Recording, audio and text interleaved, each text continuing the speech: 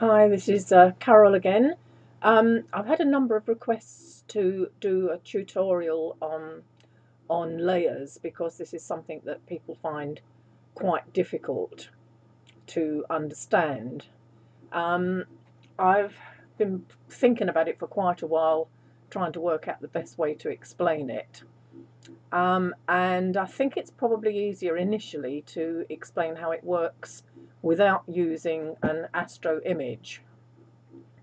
So basically, layers are, if you imagine um, piles of pictures or piles of layers of paper, um, and basically that's all it is. So this bottom layer here in this picture, um, which is the red, is the bottom layer of paper, and this is the second layer, and that's the top layer.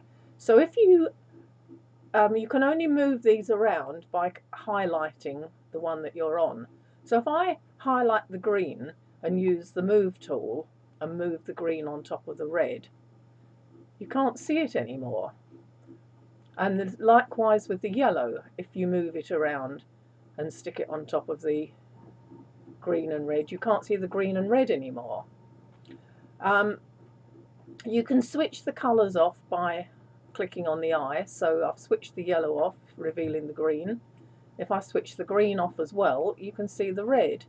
So if you're going to just imagine it like a pile of papers, and obviously when you come to do images, you need to apply the same logic to that. So the top one is the one that will be seen. And as I said, you can only move the layer around or work on the layer that's highlighted. So here I'm highlighting the green. Here I'm highlighting the red, and only the red can be worked on. So if I clicked on there and decided to cut a hole out of the yellow, I've put a marquee on it to cut a hole, and I'm going to cut. Then that shows the green below the yellow. So, and if I move the yellow up, it's the top layer, and it will show whatever is underneath. So on this background here, this checkered background, that is the background of this image that we're working on, and that checkered layer means there's nothing there. It's invisible. So if you ever see that checkered pattern come up in an image, it means that you've rubbed everything out and you can't see it. So by clicking the eye on the green, it opens up the green again. I can't do anything with this green because I haven't highlighted it. I can't move it, I can't cut it because I haven't highlighted it. The one that's highlighted is the yellow. So if I highlight the red and I cut a square as I think out of the green, cut, well, it won't let me do it, you see, because the green is not highlighted. So I hope that sort of gives a bit of an explanation as to the logic into how layers work. So just think of it as a pile of papers, and you can only work on the one that's activated, and you can only see the ones where the eye is on. So I'm going to move that down now. And the other thing that you need to know is how to blend the layers together. And there's all these options. There's normal, which is what it's on now. So I'm going to go through some of the blends. So darkens that yellow layer. Multiply. So that does something yet again. Some of them are really bizarre and we don't really use them in astro imaging. Blend mode lighten we quite often use. I'm not sure if it's working very well with 3 layers here. Blend mode screen,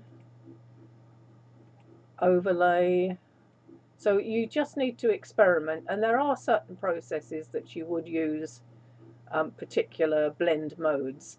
The commonly used one is luminosity, which is the blend mode that you use to put your luminance channel over the top of your RGB. And as you can see here, this yellow is showing some of the red through and some of the green through, even though it lightens it a bit. So I hope that sort of explained roughly how layers work. The other thing that you can do is you can move the layers around. You might find on some versions of Photoshop you've got like a little lock here, so you can't move the bottom one. But I've fiddled around with it so that I could make it usable. So if you move the red up, it becomes the second layer. If you move it up, it becomes the top layer. And the same with the green. If you move that to the top, it becomes the top layer. So it alters its order. And the last thing that you can do, let's put the red at the top, you can alter the opacity as to, so red's on the top, but if we take it down to about 50%, let's take this yellow one out the way because it's confusing the picture with the hole in the middle. So that is red on top of the green, but only 50% of red is showing. So you can do 75%, you can do 100%. So that's another method that you can use to blend different layers together. So that's the basic explanation. And obviously you do need the move tool activated in order to move these around. So I'm going to shut that down now, and I'm going to open up an image and just work in layers. This is a finished image, but just to show you what you can do. So you've got this, so this is the little lock I was talking about. My version of Photoshop tends to have that lock on and you can't remove it. So what I did was created a layer and then deleted the bottom layer in order to show you that checkered background. Anyway, this is one method of duplicating your layer, to drag it down to this little box here. So if I did something different on this bottom layer, I've switched the top layer off incidentally. And I mean, I'm not saying you want to do this to this particular image, but I'm just showing you what can be done. Say I wanted to really sharpen this image up. I mean, it's going to look really horrible, but it's just for the purpose of a demonstration. So I've really sharpened up that image. If we zoom in, and then we switch the eye on in the one below, you can see the one above is less sharp. So what you could do, if you wanted to, you could rub out bits of the top image, or the top layer I should say, to reveal the layer underneath. And you do that with the rubber tool, and there's a brush tool up here, and you select the size that you want. And it's a good idea not to rub out any stars, because they get rather distorted when you sharpen things up. So if I switch the bottom layer off, you can see the hole that I've made in the top layer, which is showing the bottom layer through. So that's sharpened that image up a little bit. So I think that's a very brief explanation on layers. I've found it quite difficult to try and find a proper method to explain it to you, but hopefully that will have helped your understanding of it.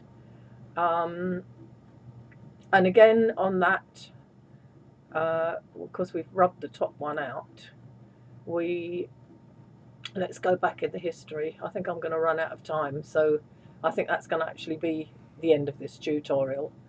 Okay, I would appreciate some feedback on YouTube if you find this useful.